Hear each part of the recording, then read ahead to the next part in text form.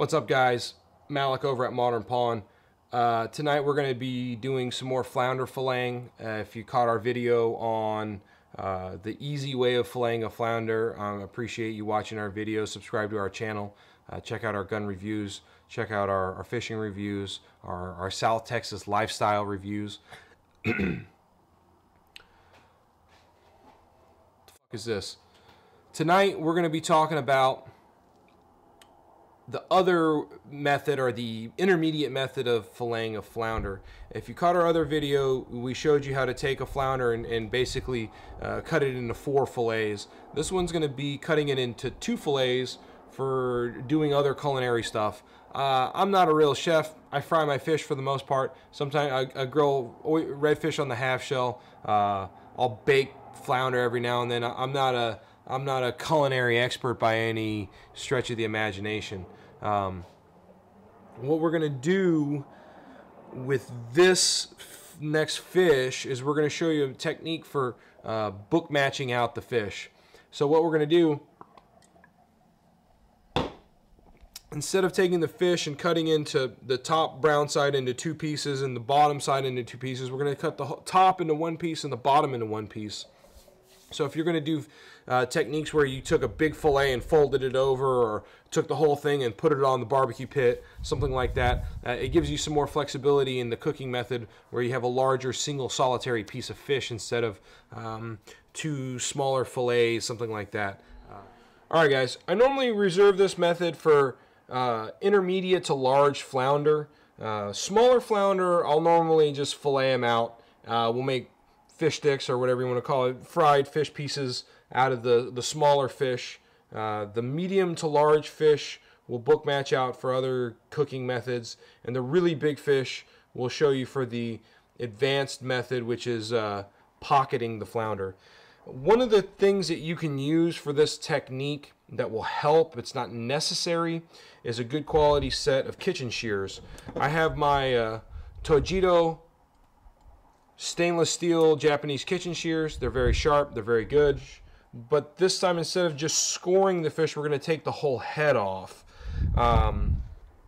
If you didn't catch my first video, my easy method, I go over the anatomy of the flounder, about how the shoulder sits up here and the gut pocket sits down here. What we're going to do is we're going to score it along that line, and then we're going to separate the spine right here at a vertebrae, so that I don't have to actually physically cut through a vertebrae. I can just cut between 2 vertebrae.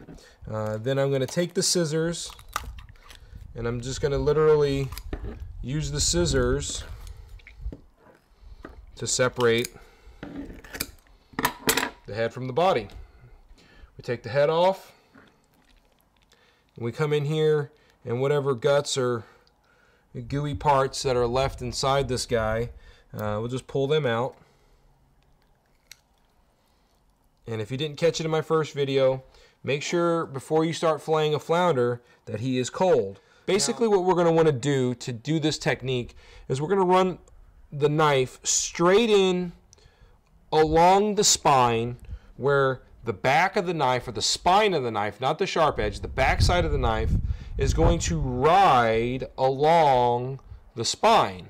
Okay, it's going to go in, we're going to come out and break the skin.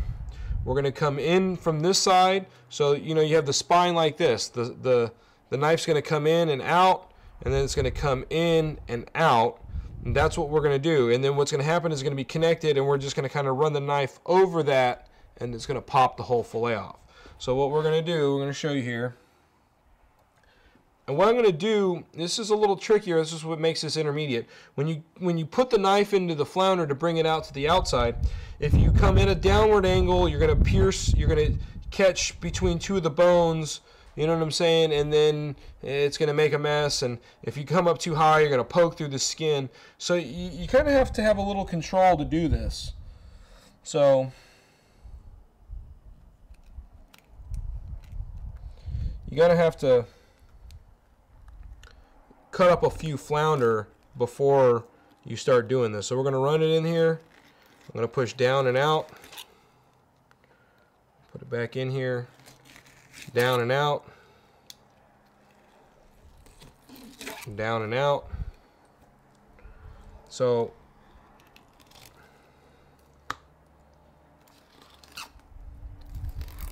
once you get one side off, as you can see, it gets a lot easier once you've broke through one side. Some guys say this is faster than the other method.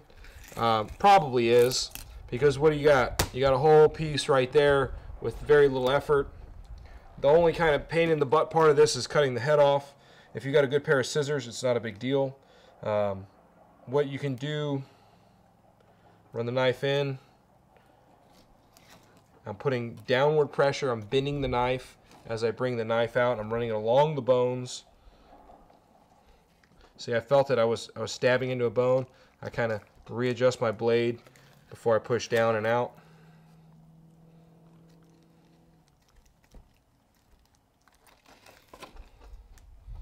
If you feel like you're getting stuck on some bones, you can always just push out without getting the knife in any further. Sometimes what I'll do from this point, start separating it right here. There's some little bones at this junction. Now that I have kind of the fillet started, I can get it off a little easier.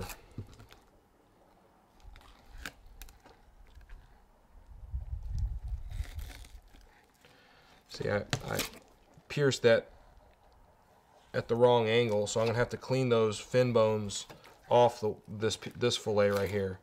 But now what I do is I set the knife like that. I like cover it back up. I put downward pressure, and I just pull the knife down and out so that it exits where the skin meets the fin bones. So that piece of fish is pretty much totally filleted out. There's nothing left on there. But I did leave, there's a couple bones right there, which I could then use my knife to come in and get those off like that.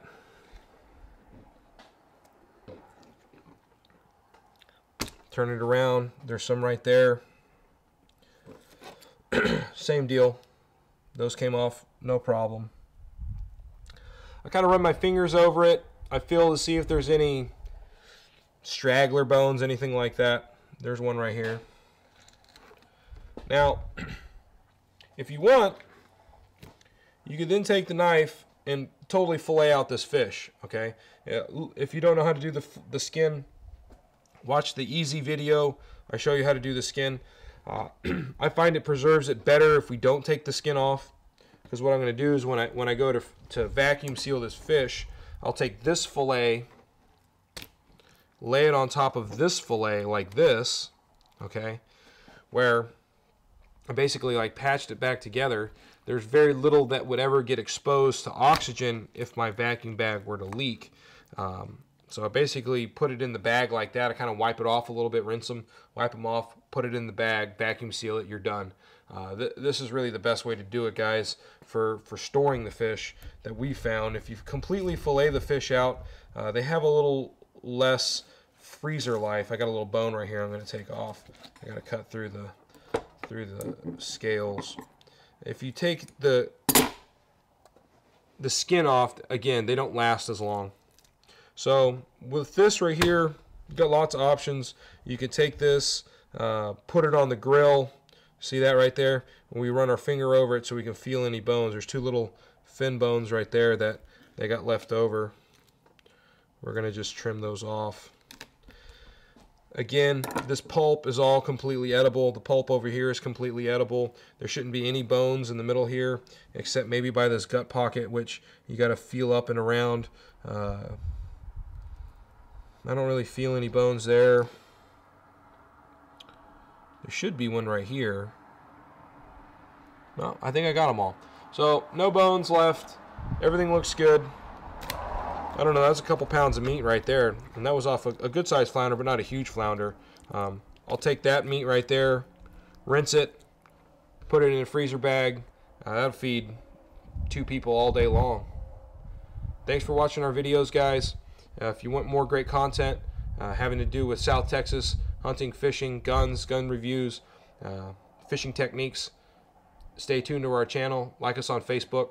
I appreciate everybody that subscribes to our channel. I appreciate everybody that watches our videos. Again, thanks guys. Be safe.